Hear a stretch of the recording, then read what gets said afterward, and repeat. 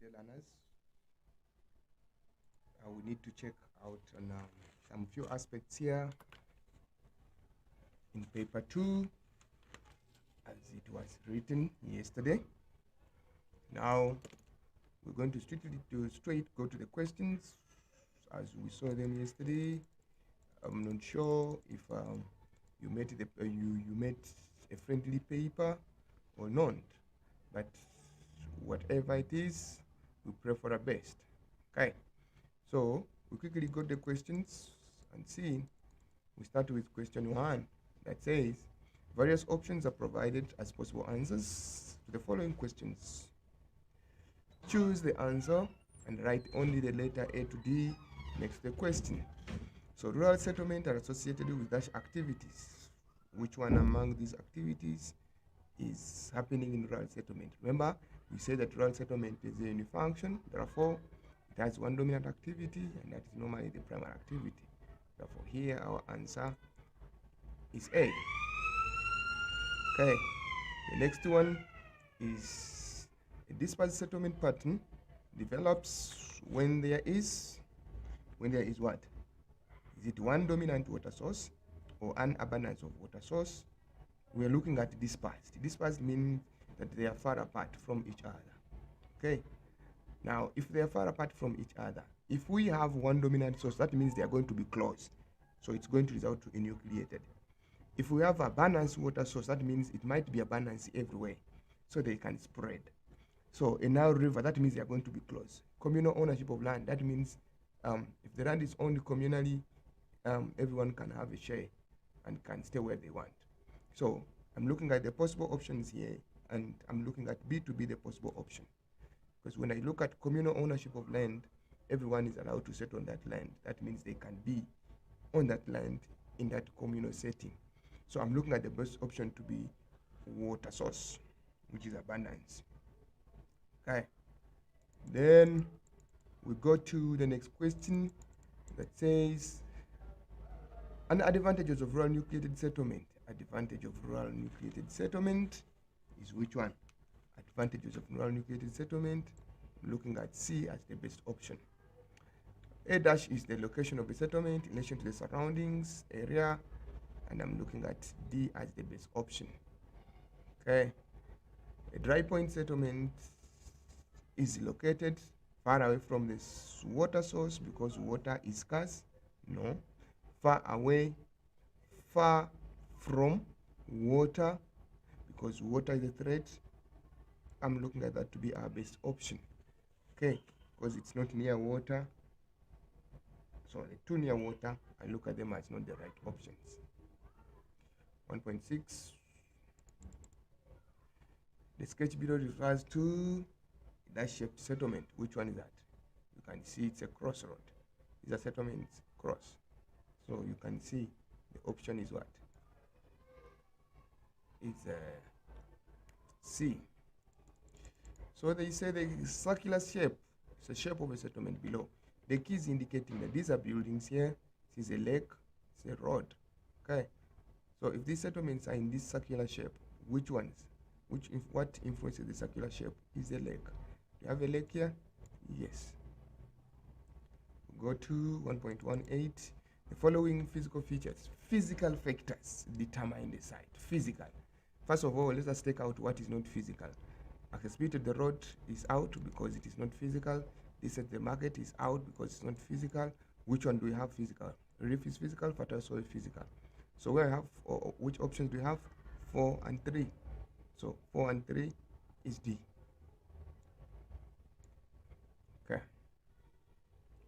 Go to the next question. Choose the word or the term to refer to answer this one. So their answers are here. The process whereby increasing percentage of country's population is concentrated in urban area automatically is Y. Okay, increase in the number of people living in urban areas. It can't be red because that is the pace, but increase is going to be population growth. Okay, look at the next option, 1.23. 1.23, the process whereby people move from urban areas, we're looking at urban, into the surrounding rural area. Therefore, the best option for that is counter urbanization. Okay. Increase in the actual physical size of the urban area is urban expansion. Okay. Unplanned spread of urban area, urban spiral.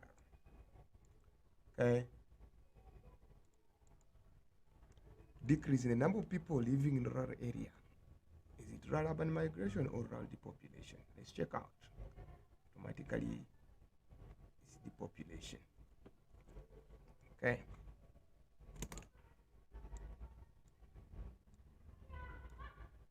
Then arrangement of a settlements in an area from the smallest is hierarchy, which is Y. So therefore, here we have Y. Okay. So here we have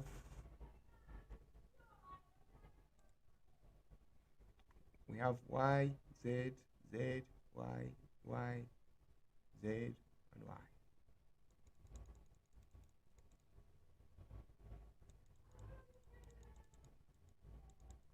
Then you have a text here that we need to read before you proceed. It says South Africa fresh approach to land reform. South Africa currently faces a problem as a process of land reform has advanced too slowly and much of the land that has been transferred has become economically inactive. Conflicting or different views cause South Africans to have questions about land reforms.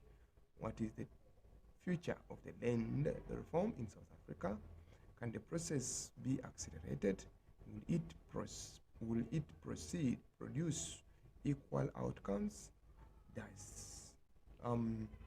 Those interests will be served. Okay.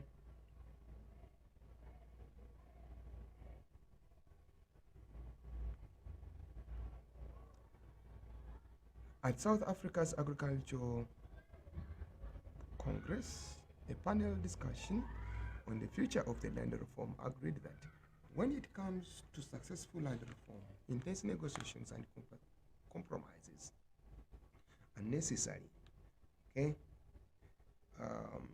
unnecessary.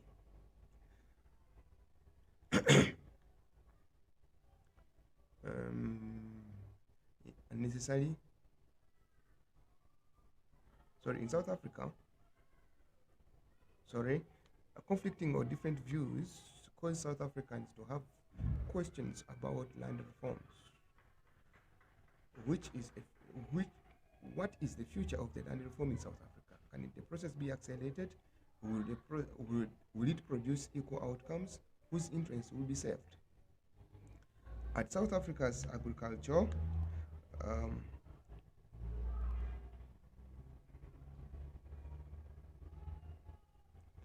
at a South African Agriculture Congress, a panel discussion on the future of the land reform agreed that when it comes to successful land reform, intense negotiations and compromises are necessary. This is in keeping with the three pillars of land reforms, namely redistribution, tenure, and reinstitution. Land reinstitution provides a challenge as funding needs to be allocated to compensate dispossessed communities for land previously lost. Well-managed land reform can create assets for the poor, stabilize relationships, and promote development. On the other hand, if it is poorly managed, it destroys assets, causing poverty and communities to be weakened. Okay?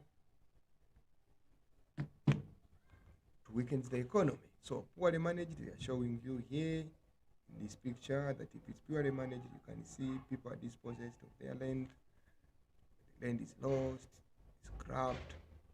Okay, everyone is grabbing the land. Then here, if it's well managed, people are well settled, economic activities will take place, settlements will be taking place, and so on and so forth. Okay. The first question is, what is land reform? When I look at land reform here, how do I define it? Okay. Land reform is going to be defined as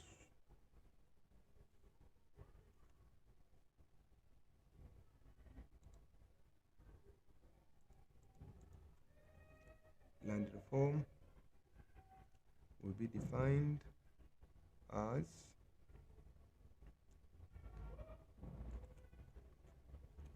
sorry, my pen is acting up. Land reform will be defined as revising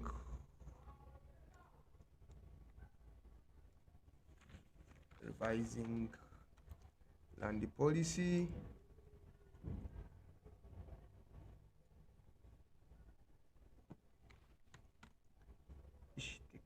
this technology is acting up.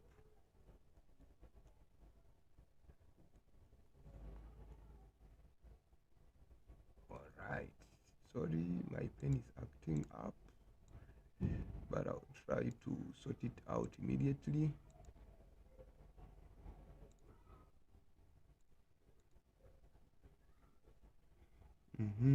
So what do we say? It's a revising of land policies. Revising of landing policies.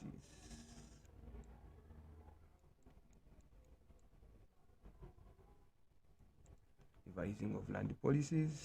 So that is going to be the land reforms. Revising of land policies.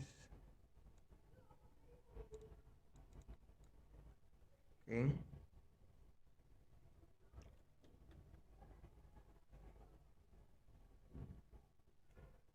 Revising of the land policies.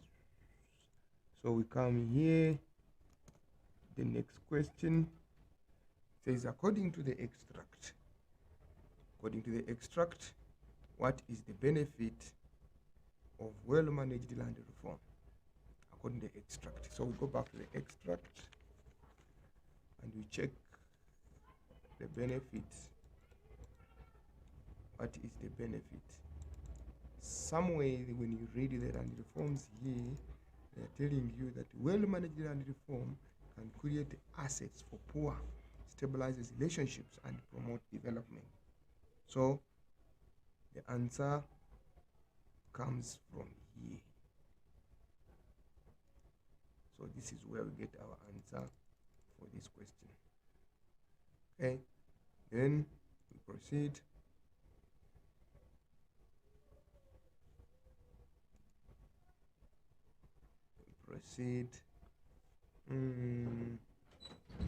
Why is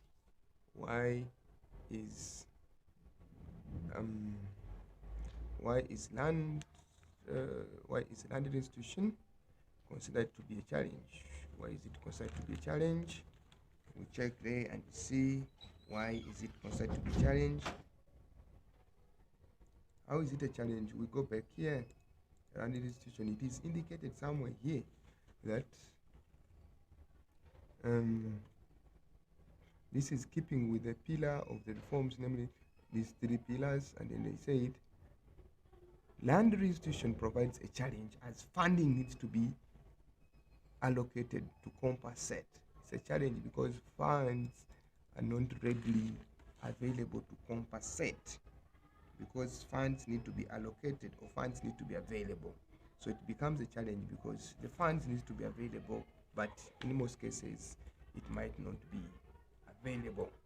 Okay, we got the next one. Next one, which is B now. B saying, how does this B here illustrate the successful process of land restitution? How is it illustrating? You can see here agreement has been reached. So When you check A, you can see that there is grabbing of land, things are flying away, people are dispossessed of their land, their property is now thrown away. But here, where there is agreement, you can see that settlements are well established. So that means, how does B illustrate successful process? Because settlements are well established, farming and other activities are going on well on the land, infrastructures are also well developed on the land, which signifies that really it has been a success. Than here, where you see things are flying away because there is grabbing of land. People are dispossessed, the farm is disrupted, but here it's well established because a decision has been reached. Okay. We go to 1.34. Which factors caused the process of land reform to advance too slowly? Which factor? Why is it advancing too slowly? Which factors? So we need to check on the factors from the extract, or we can think of some others that might not be there. But when you check, you'll find out the factors that have caused it to be advancing slowly is the fact that conflicting views about the land reforms. So it is very slow because, number one, there is still conflicting views. There are still conflicting views about the land reforms. People are not sure if really it will benefit them or not. So such a factor has caused it to be too slow because of conflicts. Number two is having different interests. People have got different interests to be served. I think when you even check the extract here somewhere, it says that will the people, those interests, will they be served? In other words, there are different interests. Others are thinking that it might not work. Others are thinking that the future land reforms in South Africa will change. So the different views, because different views are existing, it retards the process, or it slows down the process. Then you also still look at that there is still a very big gap between the poor, between the owners of the land and those ones that are being or want to buy the land. So we look at the fact that there is different views. We look at the fact that it's conflicts. We also look at the fact that there is still a gap between the current owners of the land and those ones who are willing to buy. In other words, there's still a gap between the black and the white people. Okay. 1.35. Explain the social benefit of the well-managed land reforms. Social. The question is looking at social benefits. So if you talk about social, what do we talk about? It helps to reduce poverty. Poverty will be reduced. Remember, here we write it in a sentence. Poverty will be reduced. That's the first social benefit. Number two, it will stabilize the relationships. Stabilize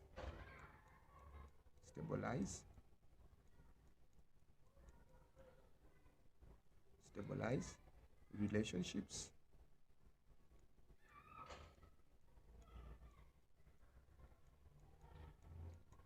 It will stabilize relationships. Okay. Maybe you can also look at people's standards of living will also improve. But since it is 2 marks times 2, poverty will be alleviated or reduced, stabilizing relationships and also improving. So if poverty is reduced, automatically the standards of living will be improved. Okay. We got the second question, or another question that talks about the question we have it here, which says that it refers to the infograph below of a central business district of Johannesburg, okay, as a land use. So we come here, the graph here is indicating from low to high. This is the land value, and A, which we said is the CBD, B is the transition zone. You can see the profile of the urban area going outwards, and they're showing you that the land value here in B is in A is high, in B it's still high but not reaching B, and so on and so forth. As you go outwards, the land value declines. Okay. Then there is a text here that says the CBD Johannesburg has experienced a decline in economic investment over the past 20 years.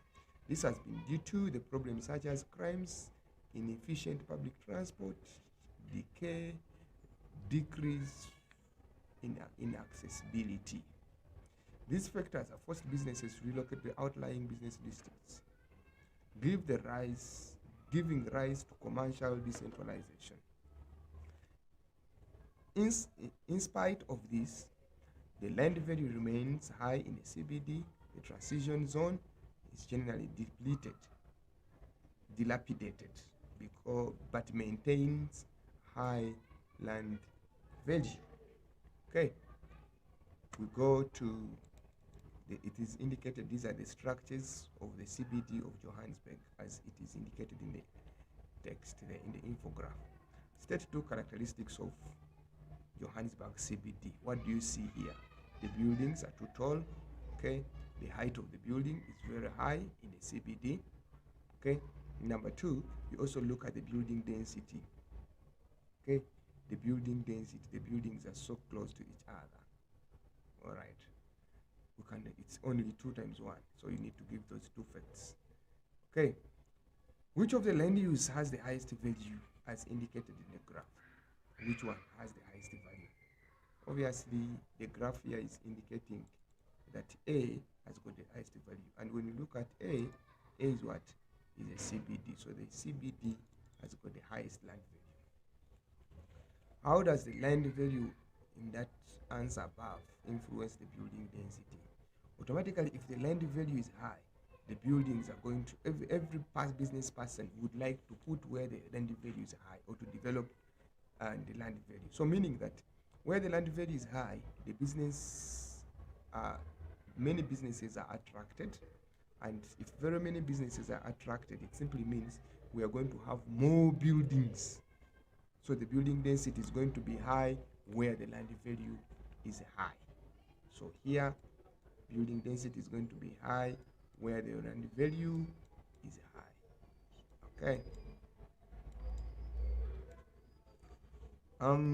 We go to the next one. Why is the transition zone generally dilapidated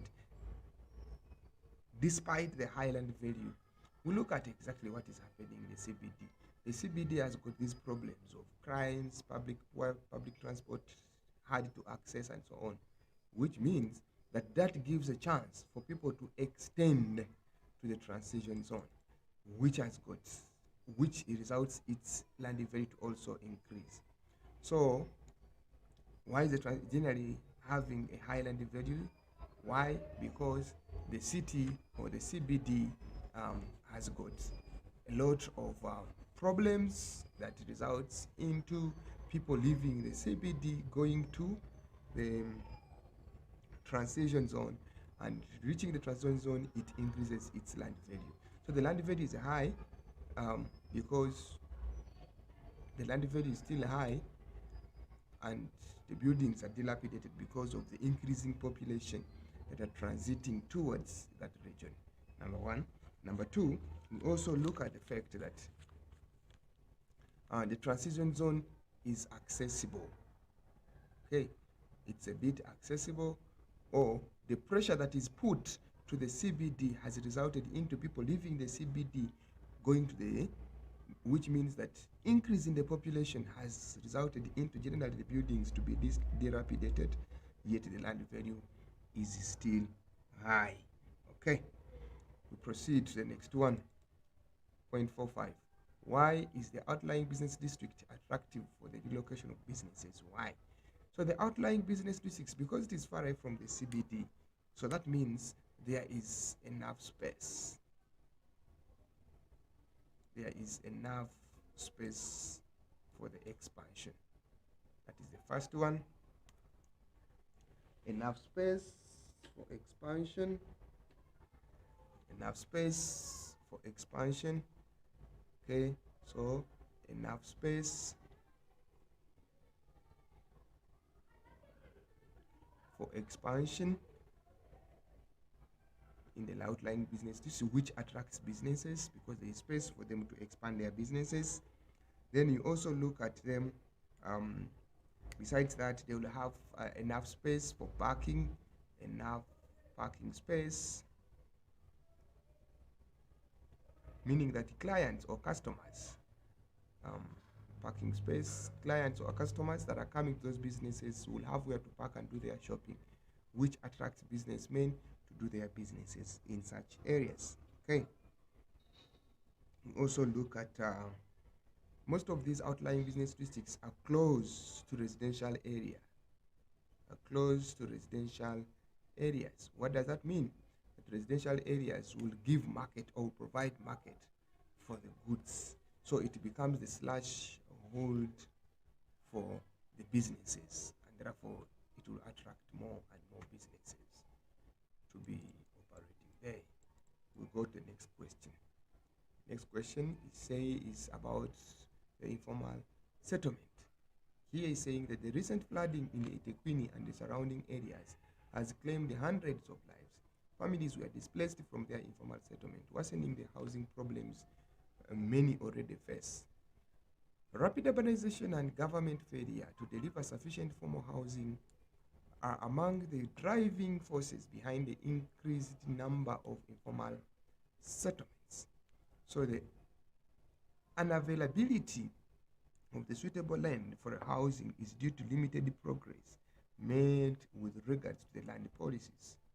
This in turn is slowing down the ability of the local governments to provide sufficient housing in areas that are not prone to disasters like flooding.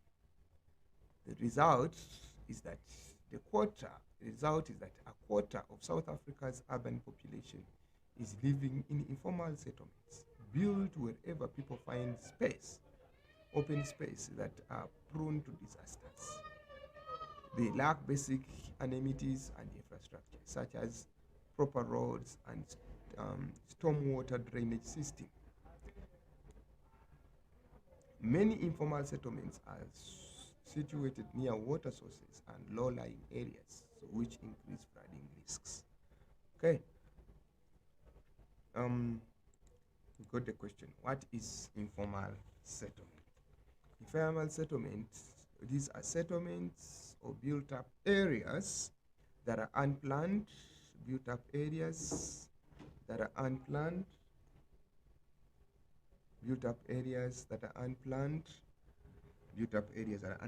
and houses are not compliant with the current planning and building regulations. Unplanned built-up areas or settlements where the buildings are uncompliant to the current planning and building regulations. Okay, current planning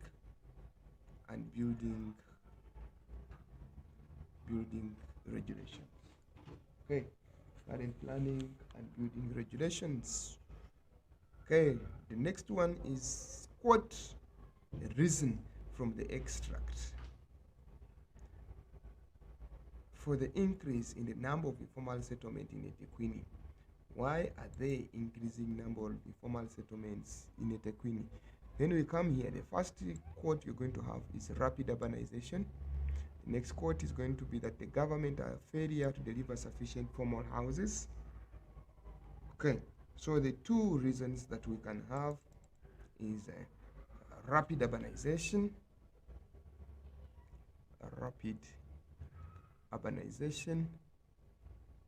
okay, and the government failure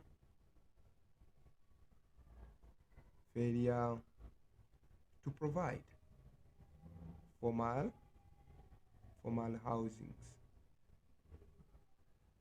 Okay. The next one is why informal settlement in eThekwini is at risk of flooding. It is at risk of flooding because number one, it is situated close to water sources.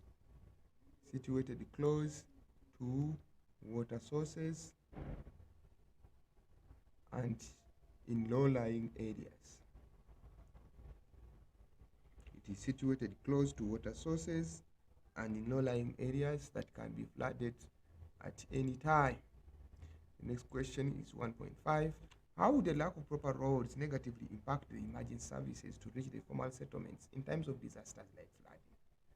Now, we look at these areas not having infrastructures, proper roads, and so on. That means such areas are hard to reach.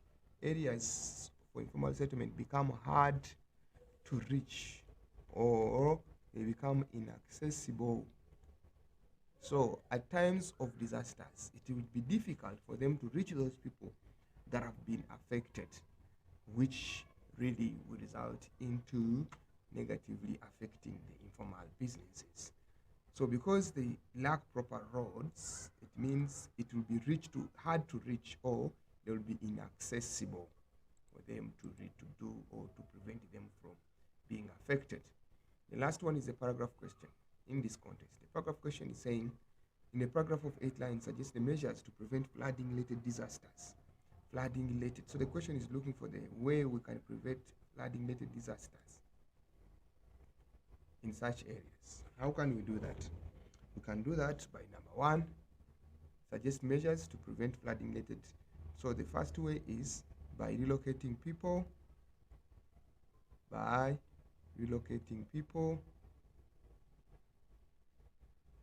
relocating people to other areas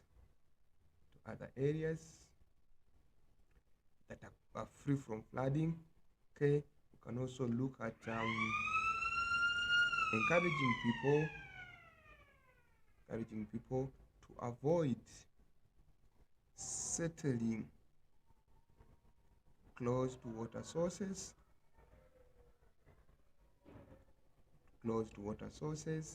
and also in the low-lying areas that can be flooded. Then by the government accelerating the building of formal houses,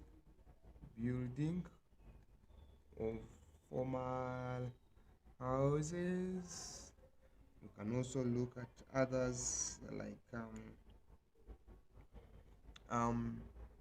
by building, or by encouraging, by educating masses about the disaster of building in low-lying areas.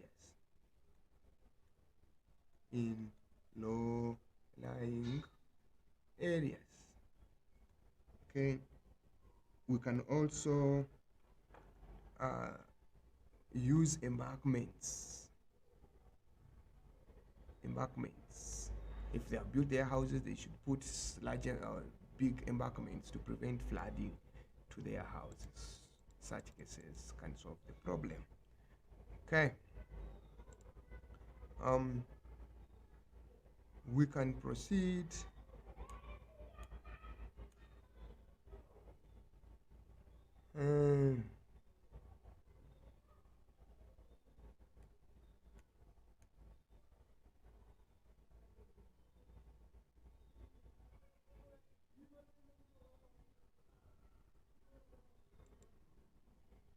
Proceed to the next question. We refer to this diagram here, to this table here. We have utilities, runs in millions. Here is the gross domestic product for 2020. Here is the gross domestic product for 2021.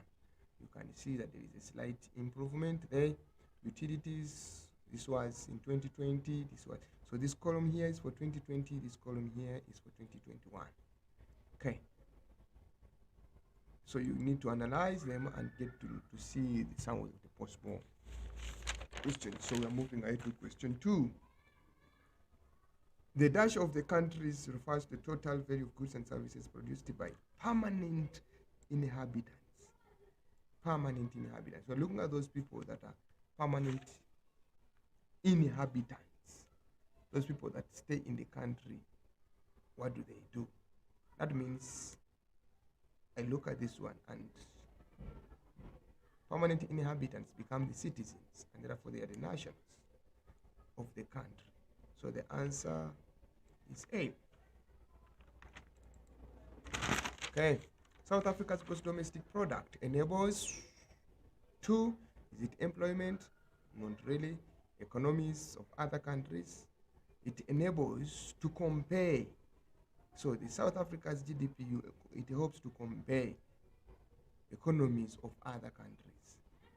Does it enable to compare the economies of other countries? So the South Africa's gross domestic product enables one to compare to other economies. Yes, it can also be standards of living, to compare the standards of living. Not really. Import and exports, not really. Basically, they all look similar, but to me, I would choose B. Economies of other countries. There's also employment.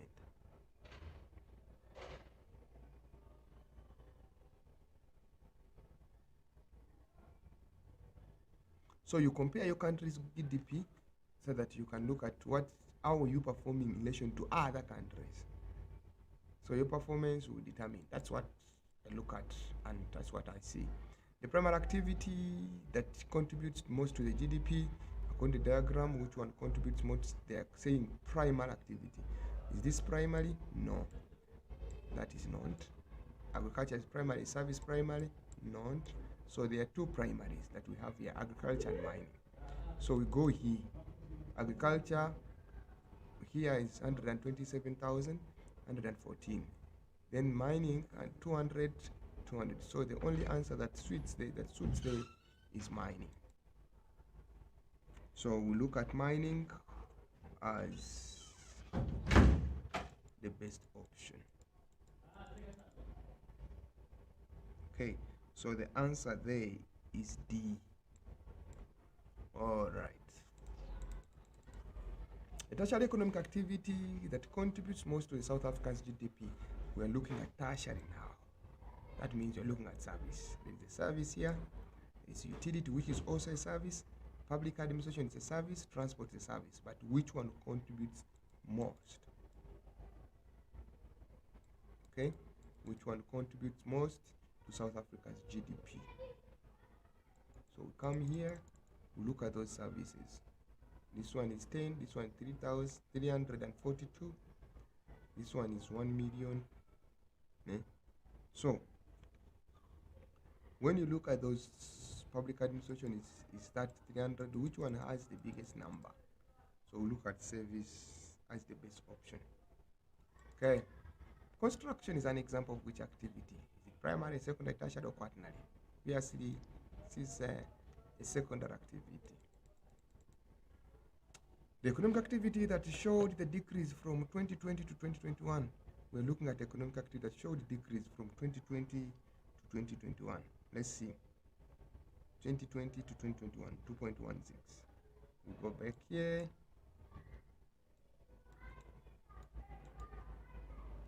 Which one contributes more? Which one showed decrease from 2020 to 2021? Those activities. Yeah. So the options that are given here: utilities, service, construction, or it's agriculture. Let's check here. You can see agriculture from this to this. This one is not there.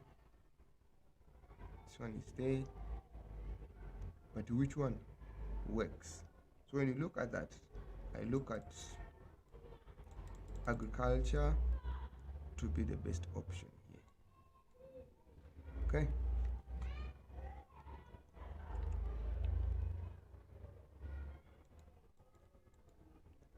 The economic activity that contributed most to this secondary. So let us see which one is secondary here. Is this secondary? No. Is this secondary? No. That means we are similar with A and C. Construction and manufacturing. Which one contributes most? Automatically it's manufacturing. You go back to the table and you will see construction and manufacturing. Which one contributes? This is 500. This is no, wait. Which secondary? So we have construction and manufacturing. Construction is this. Which one contributed most? Let's check. Which one contributed most in 2021? Most in 2021. 2021. So we check here 2021, it's this column. So which one contributed most? This is 114, this is 506. So which one contributed most of the manufacturing and construction? Automatically it's manufacturing. So the answer, sorry, there is manufacturing. Okay, it's not, yeah, it's manufacturing. Okay? Yes. 1.82 statements below are true respect of the sector contribution to South Africa's economy. Primary sector contributes least, secondary sector contributes least. This is wrong, obvious. Primary sector contributes most. This is wrong. So the both option, primary sector contributes most. Obviously, this is true, and this is true. So 1 and 4. So the answer is B. So B becomes the best option. Go the next one. Match the columns. Okay, match each type of industry to the diagram. Okay, they're saying that located close to customers, automatically that is market. So here is market because of the perishable goods, they are located to the customers. Market-oriented industries available in different modes of transport. That is bridge, which sometimes refers to as a break of bulk. Okay. Large amount of flat land on the outskirts. This is heavy industries. Okay, located not determined by any specific factor. It's footloose. So located built up areas as there is little air or noise pollution. This is light industries. Location is determined by the bulk of unprocessed raw material. So automatically this is raw material oriented. Raw material.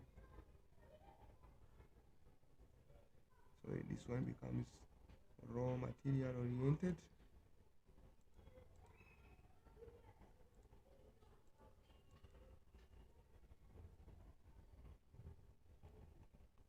Then orientated. Then telecom is an example of which type of industry? Telecom is an example of ubiquitous. Okay. Go down. 2.3. According to a report released in the statistics, South Africa, measuring food security in South Africa, applying that food insecurity experience scale. About 23.6% of the South Africans were affected by moderate of severe food insecurity in 2021. Statistics of South Africa has been working on improving the measurements of food security and recently introduced the food insecurity experience scale. Since food insecurity is a global phenomenon, it is important to measure it using tools that guarantee comparability across the countries. Health pandemics such as COVID-19 has denied many South Africans their right to adequate food as indicated in South Africa's constitution. This has undermined the efforts that have been made to meet the National Development Plan's goal of zero hunger by 2030. First question is define the concept food security. So here we define the concept. The concept is sufficient, when there is sufficient and nutritious food that can feed the society or to feed the society. So the key point here is nutritious food. What percentage? When we go back, the percentage is indicated there in 2021. So the percentage is 23.6%. Percentage of South Africans experiencing food insecurity is indicated that the report release shows measuring food security in the country, applying food insecurity experience scale. Almost 6% of South Africans are affected by the moderate severe food insecurity in 2021. So it is 23.6%. what is the importance of food security, of the food insecurity experience scale according to the extract? The importance is that it helps to measure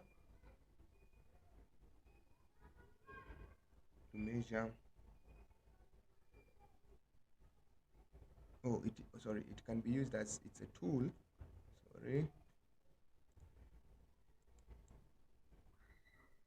on the extract it's indicated that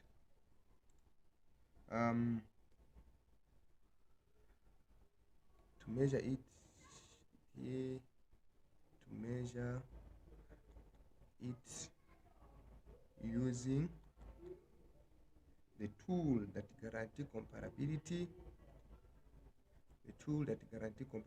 actually the answer is here. Okay, suggest how health pandemic such as COVID-19 lead to food insecurity in the country. How health pandemic such as COVID-19 leads to food insecurity in the country. So we are looking at the fact that health pandemic means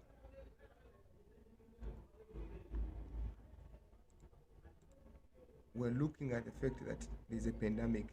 How can it lead to food insecurity? Number one, people get sick, and therefore they are unable to grow food. That results in food insecurity, number one. Number two, we also look at health pandemics such as COVID-19 led to closure of businesses and restricting of movements of people,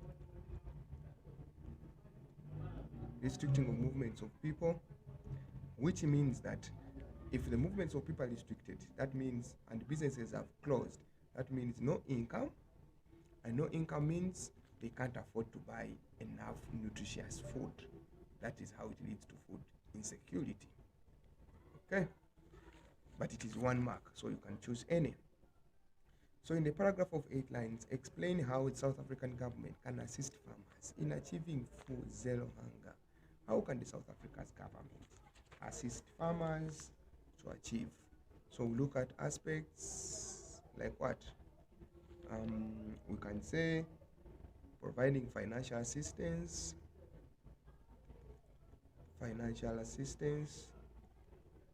to farmers so that they can be positioned to buy seeds, that they can plan to have enough food.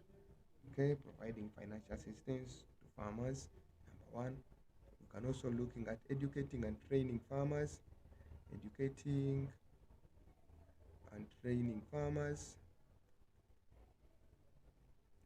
to have enough skills. This will help them to have enough skills, okay, that they can apply. Okay, encourage farmers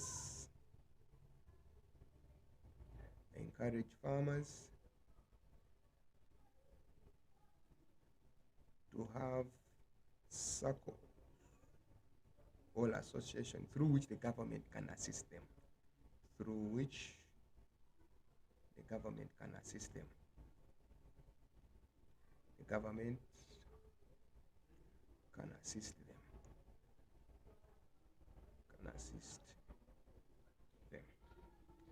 So we can also look at encouraging giving subsidies, agricultural subsidies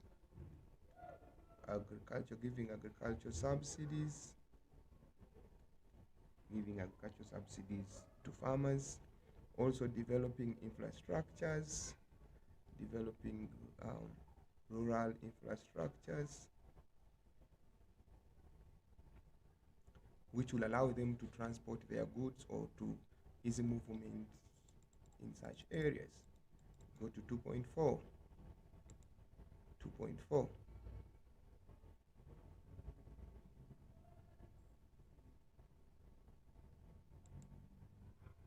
2.4, you say refer to the infographic below based on gold mining. So they say South Africa, South Africa, South Africa,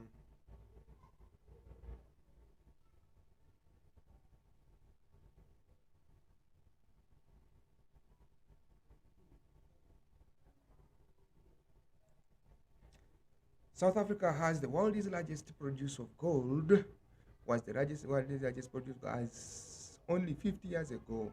South Africa produced more than 1,000 tons of gold per year. Production peaked in 1970s, but has since then been falling steadily and sharply. Labor issues such as strikes, actions also contribute to reduce the gold production. The nearly 80% fall of South Africa's gold production has led to it to be overtaken by China, Australia, and the United States of America recently. The graph indicates that here as well. Shows 1960 it was here, it increased by 70s, that it was at the peak, then it started declining from all those years to today. It has gone to 100 tons per produced per year, which is steadily declined. Shows here in comparison to other countries producing. South Africa, it was 100,000, 1970, 600. You see there is a decrease, steady decrease. China, it was 10, 100, now it is 380, it's increasing. 150, so you can see that there is an improve in other countries, but there is decrease in South Africa. According to the graph is here. State the trend. You can see that the trend of gold production from 1970. So let's check here. 1970 it was here. Do you see that it is declining? So the trend is a decreasing trend or declining trend. So here you can say decreasing or declining trend. How many tons of gold is South Africa producing in 2020 according to the table? The table is here. 2020 is here. South Africa is here. Where do they lie? Here. So we come here and we say 101. Okay. Tons. 101 tons. According to the table, which country was the leading producer of gold in 2020? We come to the table, we look at 20, which one has got the highest? 380 here, and the country is China. So we say here is China. Okay. State two physical factors. These are natural factors which favored South Africa as the leading producer of gold in 1970s. So we look at 1970s. Why was it growing? Why was it the leading producer of gold? Number one, we look at the large reserves, large and extensive gold reserves. Okay, that is number one. Physical. Since it's physical, we can also look at the concentration of gold in one area. Remember, it is the Rand region. It was in one area, which is the Rand region. So how important is it? This makes mining of gold economically viable. Makes it economically viable. Okay. Then you can look at other aspects but they said physical, so there are two physical factors there. Okay. We can continue. Suggest two factors that resulted in the reduction of gold production in 1920 and 1990 to 2020. Sorry. Why was there a reduction in gold? One of the factors given in the extract here. Number one, labor issues. So the first factor that we shall have there is labor issues such as strike. That is one of the issue. Then you can also look at the depletion of gold. Gold has depleted, so that factor has led to gold reduction to also go down. Okay.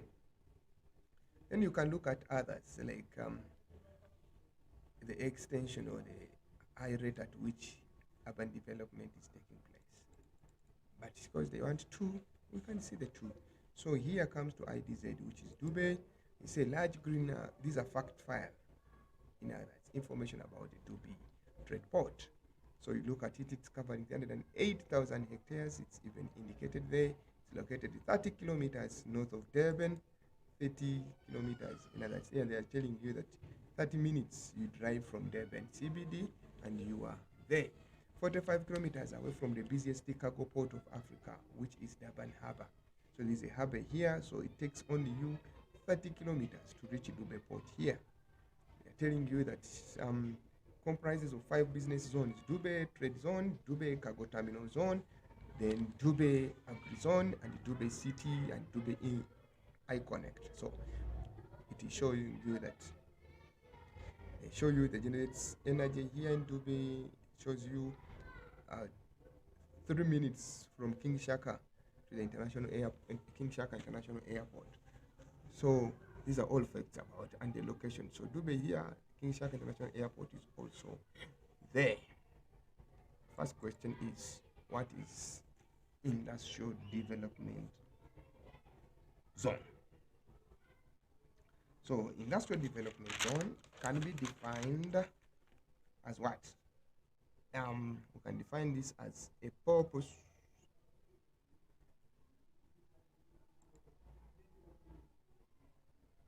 this one.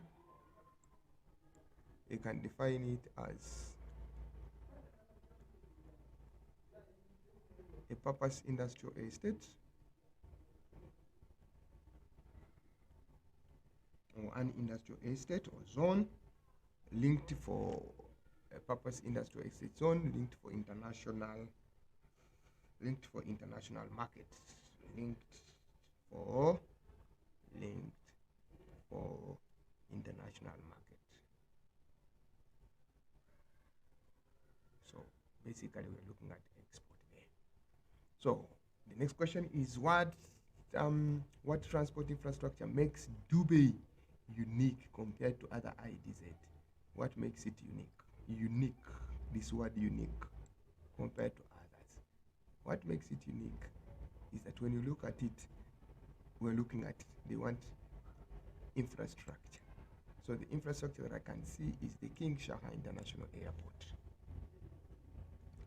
King Shaka International Airport. That is the infrastructure uniqueness of it. Fact file. State 2 factors on the map. We got to check on the map. 2 factors on the map that resulted into greater accessibility to Dubai. How can we access? We need the factors. Number 1 is N2, the presence of N2. So you can see N2 linking Dubai International linking Dubai Trade Port. Then you can also talk about the King Shaka. King Shaka Airport. That is an international link.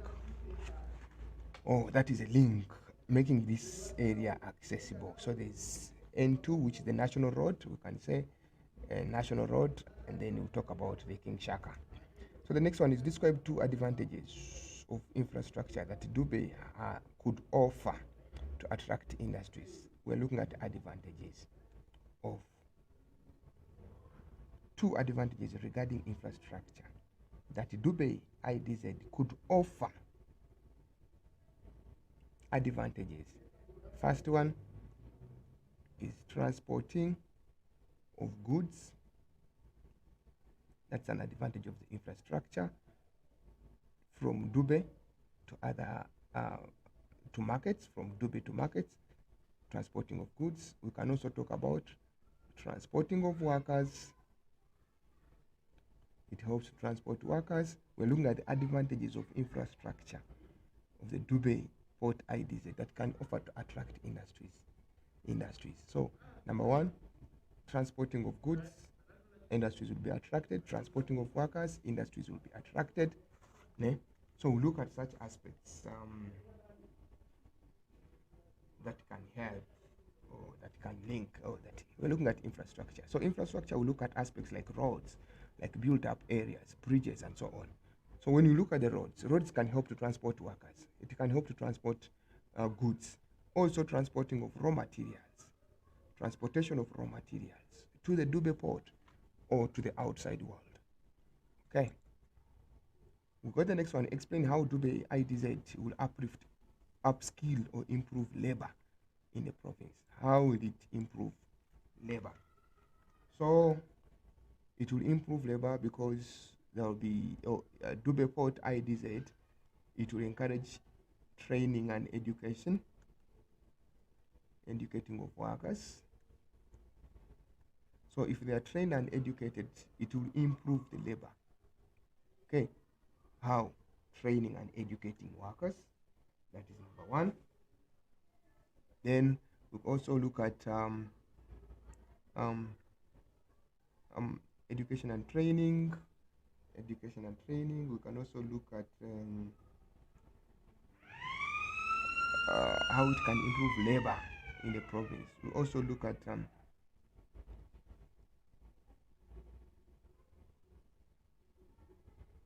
when you look at its link to the international market.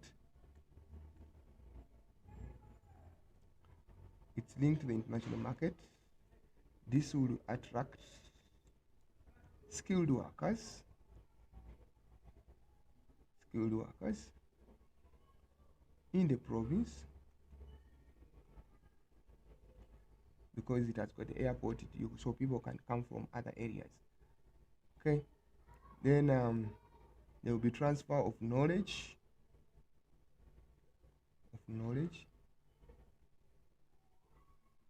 and skills, transfer of knowledge and skills to laborers in the province. Okay, we can also look at attraction of expertise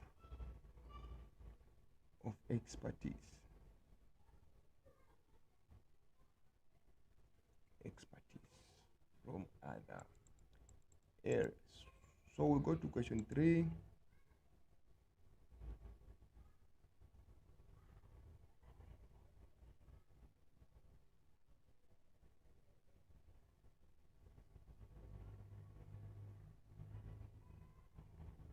Question 3.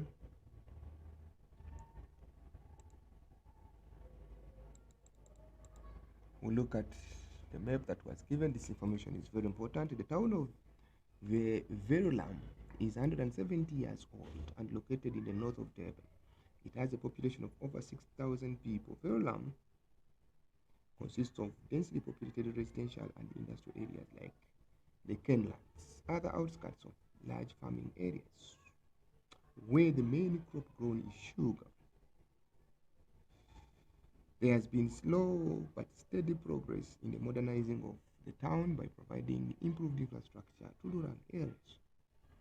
The Hesselme Dam, just a few kilometers north of Verulam, is the main source of water for the area and is used for a variety of activities such as water sports and fishing.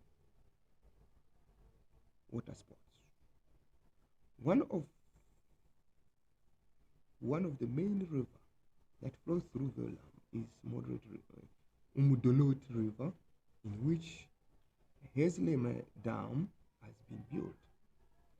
An interesting fact about Verulam is that the only town in the world where the main street, Old Street, ends in the river.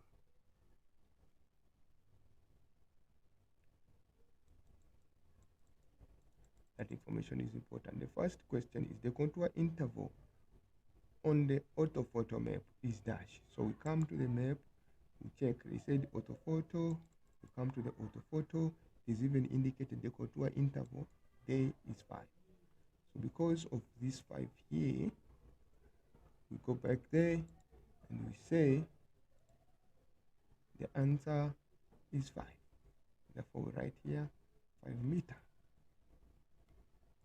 This question, which vertical exaggeration would give the most detailed information of the cross section? So meaning that if it is 2 times time is 2 times larger, to exaggerate means to make it bigger, 2 times larger, the information will still be small than something that is 2 times larger here. So 20 times becomes the right answer, because the more it is exaggerated, the more details will be in position to see. The answer becomes D there. Then here, complete the grid reference to the coordinate 14. We come here, we look at 114 in block C1 on the topographic map. We come here, we go to the topographic map. Topographic map is here. We look at 114. 114 is here. So this convectional sign here. We want to know the coordinates. So we start by looking at, remember when you're doing coordinates, we start with the line of latitude. So the latitude ends with S. That means the degree that we're supposed to start with is a 29. So we come here and we say somewhere here is 29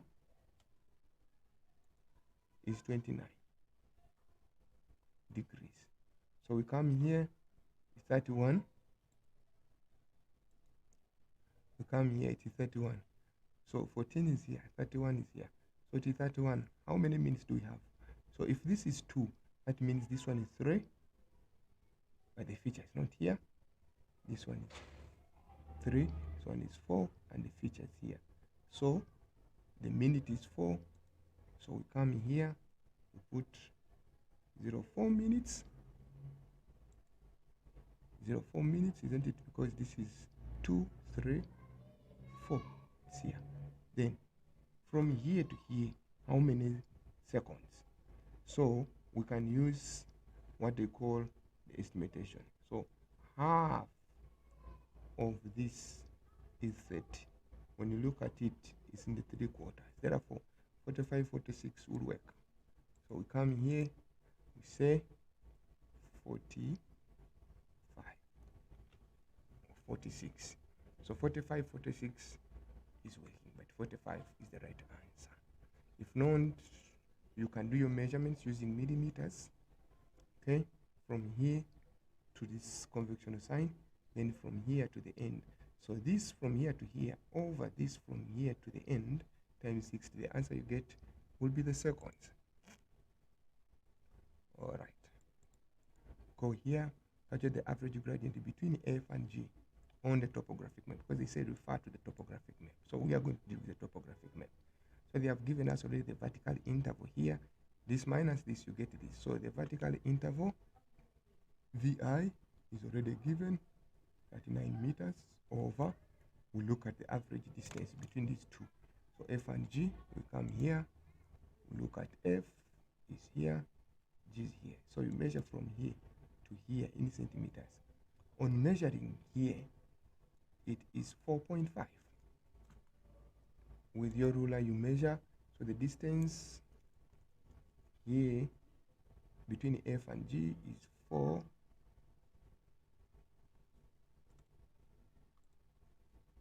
The distance is 4. Sorry.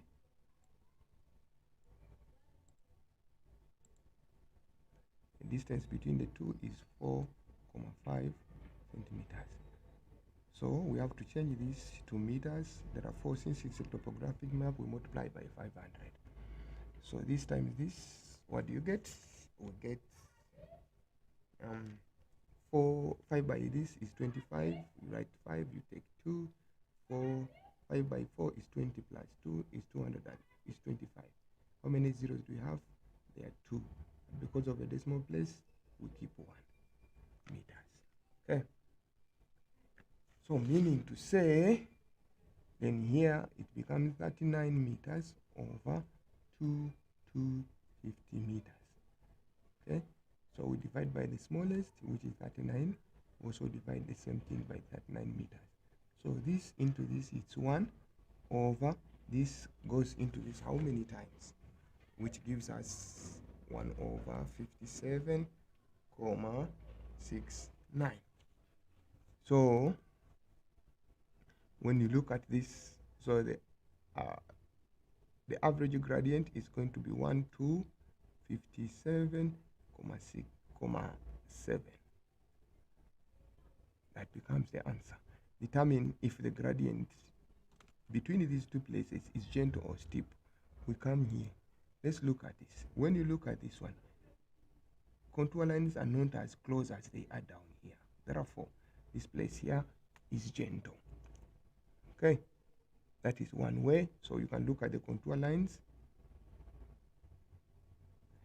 Is it gentle between F? Is it gentle or steeper than H to I? Let's see, compared to H to I. When you look at H to I, the contour lines are close to each other. But when you look at this to this one, the contour lines are far apart. Therefore, the answer here is gentler. Okay.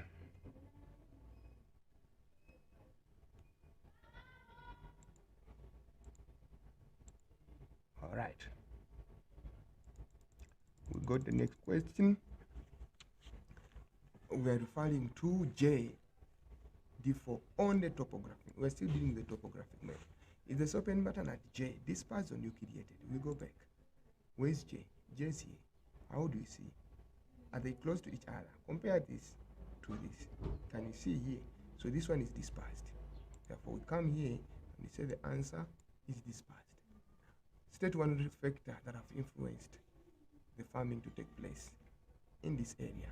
We come back to the map. We can see that if J is here, there is a river here. Okay, therefore, according to this answer, because of the presence of the river, the one factor is presence of the river or the existence of the river. Okay, we go down. Area K, is it high or low? But before we go there, let's see here. They say refer to residential area K in block E3 on the topographic map. We got the topographic map. They said it is E3.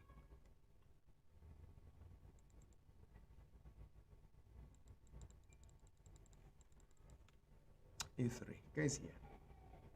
Okay, that is located at the outskirts. When you look at it, is it a high income when you look at these houses or not? Automatically, when you look at the nature of the houses and where it's located, it's a low income. It can't be a high income. The buildings can't be as small like that. Give evidence from the topographic map or from the photo. When you look at the photo, you can see that number one, the houses are small. Houses are small. You can even give another reason. They are close to each other.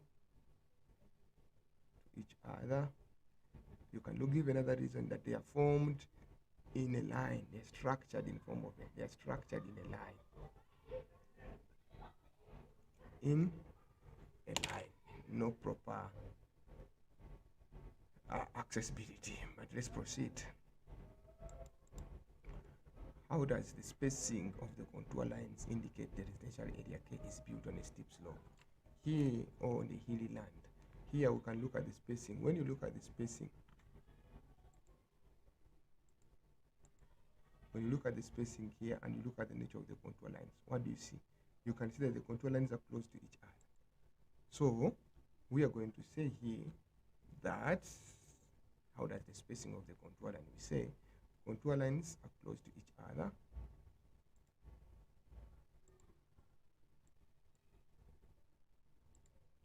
You can say here contour lines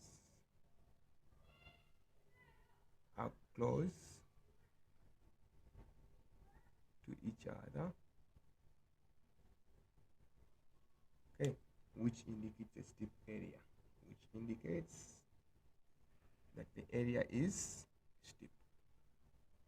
Okay, so their contour lines are closely packed or close to each other. 3.26, how is the steep hill or the land use the land influence the type of the street pattern. Steep hill influence the type. Look at this. When you check here, the contour lines are so close to each other, meaning that it is difficult to extend. That's why you see the streets are irregular. So we're going to say that steep land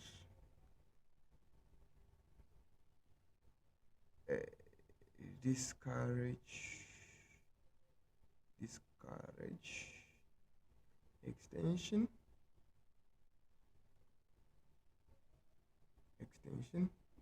hence irregular street pattern.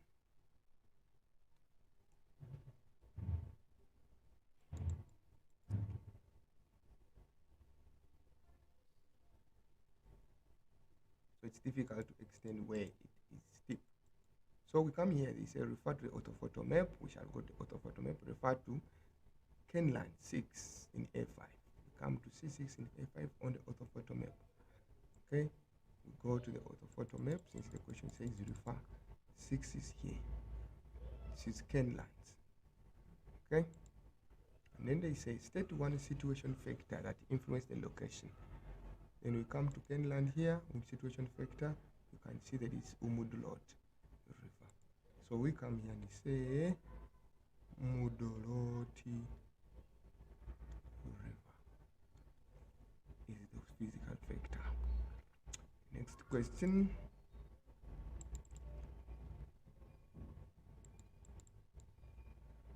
Name one tertiary activity that is associated with Haslema Dam.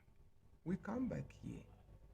Here it is indicated there is an activity here, the picnic activity. But we come here, the activity that is indicated in the map here, information is given here. Just a few kilometers of Orom. The main source of water in the area is this. It's used for a variety of activities, such as what? Water sports. Okay? Water sports. And there is fishing. But they said the question is asking for tertiary activity. If you say fishing, then fishing is not tertiary. Fishing is primary. So the tertiary activity is water source, water sport. Or we can also look at here picnicking. Picnic activities can also be done. But they just want one. Next question. Refer to D5. Still on what? On the top. This is on the topographic map. There is information given there. Identify the following: human-made polygon or feature area. Human-made is a building a polygon. The building, I think it is a point. So the polygon is cultivated land.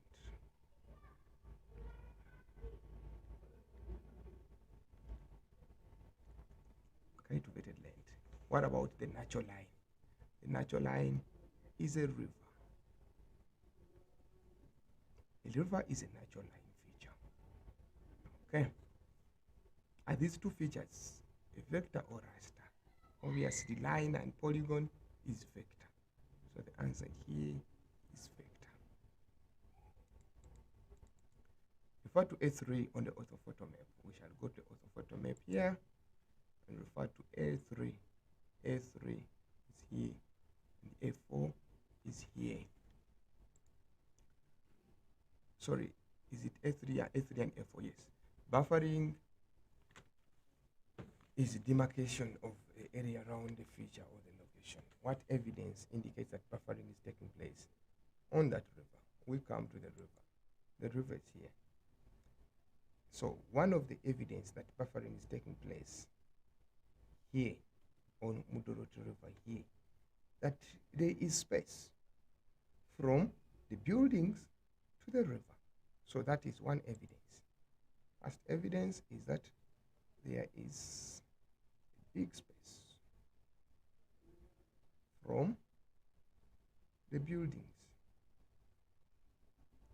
or from the settlements to the river. Explain why is it necessary to buffer river. It's necessary to buffer river, number one, to reduce or to avoid pollution of the river, okay? And also to avoid accidents. You can give many reasons, learners, you can afford. Okay, but since it's 1 mark, it's 1 mark. So there's no need for us to have as many points as possible. Therefore, you can say to avoid pollution, okay, or to avoid unnecessary accessibility, or to avoid accidents or dangers of what? Of drowning, etc. Okay. Last question. Data layering. Data layer is a layer of information based on a specific theme. So they say identify the infrastructural data layer that creates international link when you refer to B4 and B5. B4 and B5.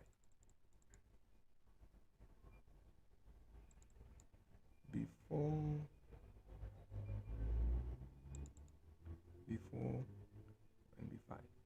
Which infrastructure layer that link this area? The Dube port is the King Shaka International Airport. That's what I see. So since it's saying international link, we can say King Shaka International Airport. How did the topography data layer assist in determining the ideal location of the Dube? The topography, it's gently sloping, or generally flat, or gently sloping, that allows the construction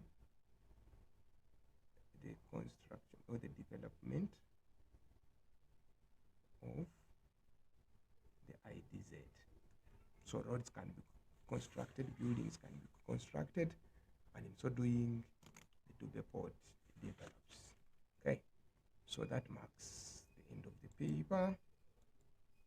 I hope you have enjoyed, and then it will be very easy for you to know how it was done. Thank you.